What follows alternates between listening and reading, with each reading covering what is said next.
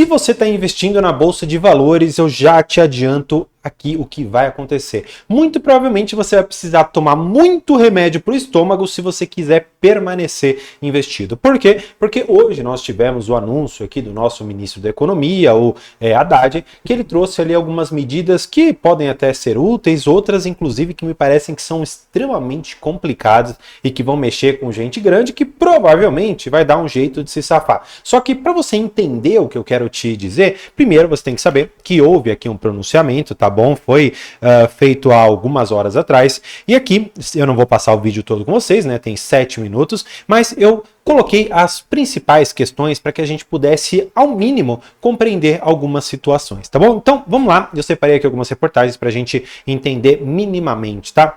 Primeira coisa que eu acho que muita gente viu, e isso vai atingir realmente uma gama bem grande da população, que é a questão da isenção do imposto de renda para pessoas que vão receber até R$ 5.000.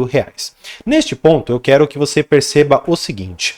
Houve aqui uma pesquisa que falou o seguinte pra gente. Você acha seu salário bom?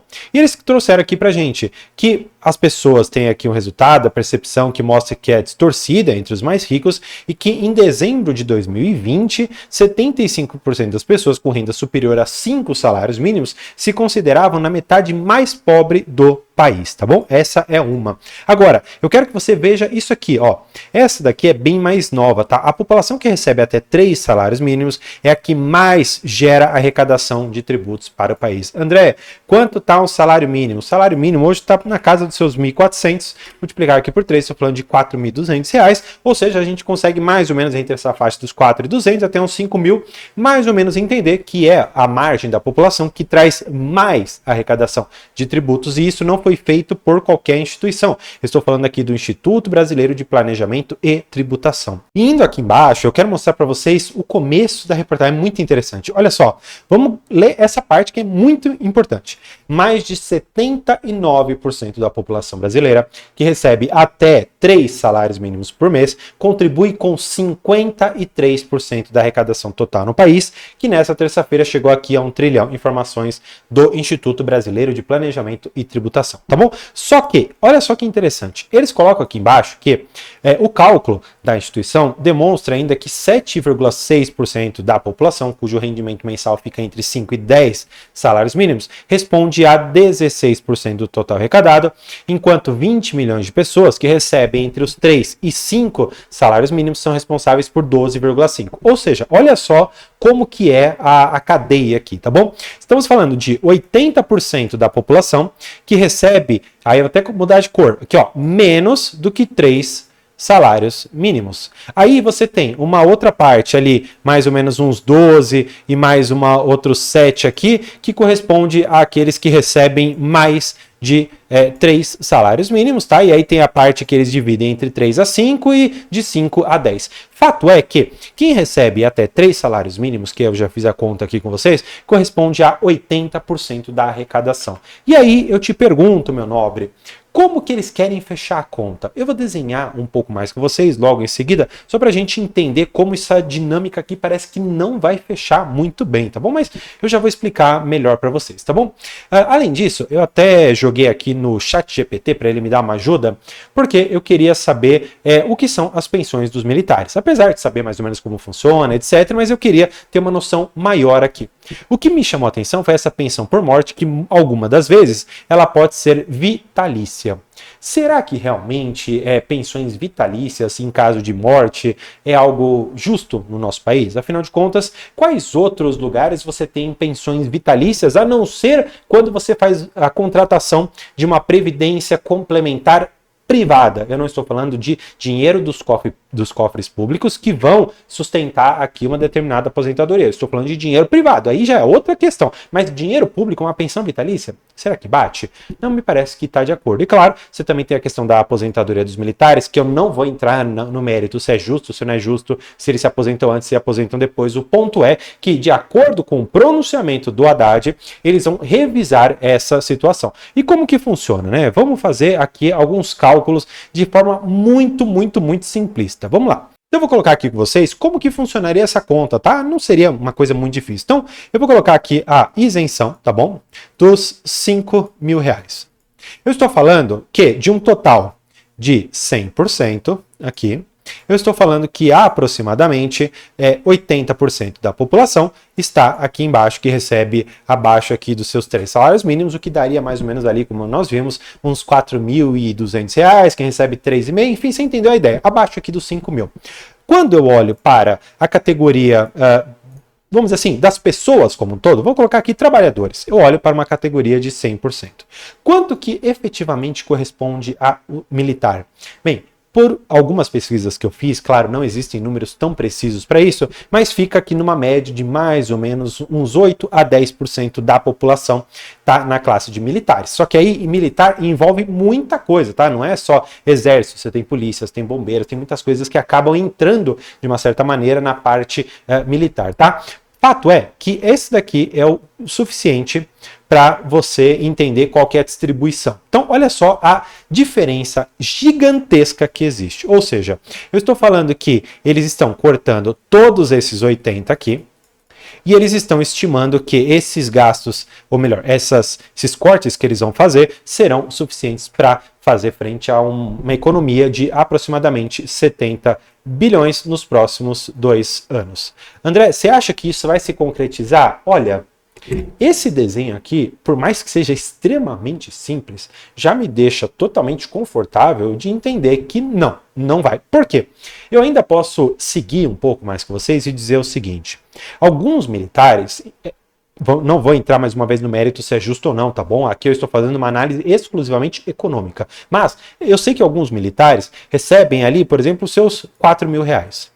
Essas pessoas, elas vão entrar na isenção dos 5 mil? Sim. É justo para todo mundo, porque o imposto de renda ele não faz distinção se a pessoa trabalha no lugar A ou trabalha no lugar B. Ponto é que a isenção é para todo mundo. Nesse momento, portanto, eu vou ter dos militares uma redução aqui do lado em relação à aposentadoria, que vai ser baixa, mas eu vou ter uma inclusão dos militares dentro desses R$ 5.000. Não me parece que a conta está fechando. E aí, sabe o que eu acho mais interessante de tudo isso? Eles criaram um programa chamado Pé de Meia, tá bom? Vou até mudar aqui, ó. Programa chamado Pé de Meia. André, o que é esse programa aqui? Basicamente, eles vão dar R$ 200 para as crianças e adolescentes que estão no cadastro único, que tem talvez ali Bolsa Família, eles vão receber este valor para se manterem na escola, para evitar a evasão escolar. André, você acha isso favorável? Você acha isso interessante? Olha, em alguns lugares, em alguma medida, eu acredito que isso sim seja favorável. Entretanto, vendo o que está acontecendo, por exemplo, com os recentes dados a respeito, por exemplo, de Bolsa Família, que está sendo utilizado para jogo do tigrinho e coisas assim do gênero, para essas bets, não me parece que distribuir dinheiro assim quase que gratuitamente para as pessoas faria algum sentido quando parte desse valor acaba sendo vertido para esse tipo de aposta. André, você está falando que não deve receber? Olha, eu acredito que existem sim inúmeras pessoas que fazem jus a esse valor, porque muitas das vezes, alguns lugares, a criança, ou até mesmo adolescente, é posto numa situação de que ou ele vai trabalhar para conseguir algum alimento, ou ele vai para a escola. Então, para que você mantenha essa criança na escola e permita que aquela situação não fique se retroalimentando, você dá isso daqui para que ela possa minimamente ter algum alimento. Não estou falando que é o suficiente para uma alimentação adequada, mas parece que já é um avanço. Portanto, para fins sociais, eu estou totalmente de acordo, porque me parece que existem pessoas que merecem, mas também estou vendo que está acontecendo com o jogo do tigrinho, que pode aqui ser uma subversão desse dinheiro, que me causaria também no ramo social muitas preocupações. Agora, olhando para o ponto econômico e financeiro, vendo isso daqui como uma política de longo prazo, até que pode ser razoável, porque você pagar R$ 200 aqui por mês para um jovem, para lá na frente ele conseguir trazer, em função do estudo, muito mais tributação do que ele consumiu durante essa fase, tudo bem, parece razoável. Só que, será que o governo, nesse momento, está podendo fazer esses gastos? Não me parece que é o caso. E aí, eu preciso ainda trazer outras coisas aqui para vocês, né? Vamos lá. Eles falam que as contas públicas, elas acumulam até o momento um déficit de 105,2 bilhões de reais. E aí eu te falo, tá, eles querem fechar o ano nessa toada aqui, vamos para a primeira página. Eles querem fechar 2 anos, na verdade, com essa proporção de 70 bi de resultado, de, vamos dizer assim, de redução das despesas deles. Só que esses 70 bi, será que serão suficientes em função dessa menor arrecadação? Porque eu não sei se você compreendeu, mas me parece que é algo razoável, que você tem duas balanças. E você tem a balança da arrecadação e você tem a balança da despesa. Não adianta você simplesmente dizer, olha, vou arrecadar mais, mais e mais, que é o que o Haddad já está fazendo com maiores tributações, tanto é que você viu, eu aposto que viu, muitos memes a respeito do taxar, de outras tantas coisas, querem até proibir de fazer meme. Mas, não entrando nessa discussão, fato é que você tributar, você chega no momento em que você até desincentiva a produção. Porque imagina, você vender um produto por 100 reais, você pagar ali seus custos e você deixar, por exemplo, 60% de tributo em função daquele produto. Não faz sentido você sequer produzir. Então, meio que a gente já bateu nesse platô aqui. Não faz mais sentido continuar produzindo com a carga tributária. Então agora, eles estão querendo fazer o seguinte, tá, como é que eu vou aumentar a minha arrecadação? Não tem como. Como que eu vou colocar ordem na casa? Eu posso reduzir aqui meus custos. Legal, fiz isso com os militares. Só que olha a besteira. Olha a besteira. Eu não te falei que eles estavam aumentando os tributos? E aí agora eles estão reduzindo as despesas? Ou seja, eles vão equalizar para conseguir um superávit? Mas eles fizeram o seguinte, eles deram isenção dos 5 mil para 80% da população. Quanto que isso vai representar de déficit para nós? Gente, isso não tem tamanho. André, existe aqui uma outra forma de interpretar isso? Olha, até existe, tá? Mas eu não quero trazer uma falsa esperança, mas eu vou apenas explicar, tá bom?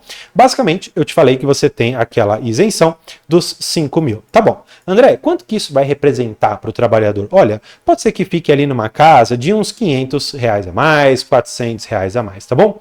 André, esse dinheiro aqui, ele vai ser usado em quê?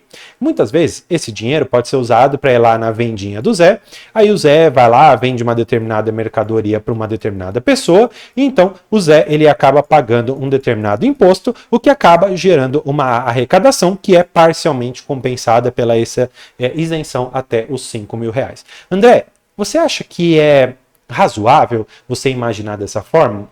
Olha, acho que não. Até porque, quando esses 400 reais eles vão para cá, eu estou falando que esse comerciante, ele não vai devolver os outros 400 para cá. É muito provável que ele devolva, por exemplo, dessa transação, ainda que envolva aqui os 400 reais, poxa, ele vai devolver 30, vai devolver 50 reais ao total, não vai devolver tanta coisa assim. Portanto, a conta não parece fechar em grandes números aqui falando, tá? Mas, de tudo isso aqui, o que eu acho que você deve olhar para a gente finalmente falar sobre investimentos, né? Eu acho que você tem que olhar para o que a gente chama de títulos do governo para a curva de juros futura. Por quê? Olha o que está acontecendo. Nós estamos aqui em 13, vou até colocar aqui, ó, 13,68%. Gente, quase 14% de juros futuro. O que isso significa? Se você bem acompanha aqui o canal, eu sempre falo para vocês que títulos da renda fixa pagando 13, 14, 15% ao ano, eles funcionam como um ralo. Quanto maior for a taxa de juros que nós tivermos, ou seja, minimamente um título seguro, esse ralo vai aumentando. E quanto maior for esse ralo, mais água ou dinheiro ele capta e, portanto, menor liquidez nós temos nos mercados de risco, como a Bolsa de Valores. Portanto, André, o que você acha que eu devo fazer neste momento? Eu até mandei um áudio lá no nosso grupo do WhatsApp, que inclusive o link está aqui na descrição, e eu falei o seguinte: Warren Buffett sempre disse, compre ao som dos canhões e venda ao som dos violinos. Bonito na teoria. Só que aí eu te pergunto, ao invés de estar ouvindo canhões, eu estou ouvindo uma bomba de Hiroshima cair em cima do Brasil, uma bomba nuclear que vai dizimar toda a nossa liquidez em termos de bolsa. E aí eu te pergunto, será que esse é o momento para você comprar bolsa? Será que, como algumas outras pessoas gostam de dizer, pegar a faca caindo ou praticamente despencando lá do Everest, tá lá em cima, você vai pegar despencando lá na última pedrinha. Será que faz sentido comprar agora? Bem, eu vou dizer o que eu vou fazer e eu espero que você não encare isso aqui como uma recomendação. Eu vou vender minhas ações, meus fundos imobiliários? Não, não vou vender. André, o que você vai fazer? Eu vou simplesmente esperar o Banco Central nas próximas reuniões e eu vou perceber como que ele vai orquestrar as contas, como que ele vai fazer para olhar para os juros e falar, tá, a minha função é controlar a inflação que deve disparar.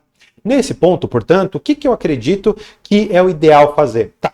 O ideal, a meu ver, seria manter um caixa, aumentar um pouco mais os aportes nesse caixa, para que você, enquanto a turbulência está acontecendo, você não se desespere. Mas quando você estiver naquela última balançada, todo mundo já pensando, meu Deus, o avião vai cair, você com uma reserva grande vai lá e coloca tudo e o avião fica plano. Fica tranquilo, você tem depois um voo fácil.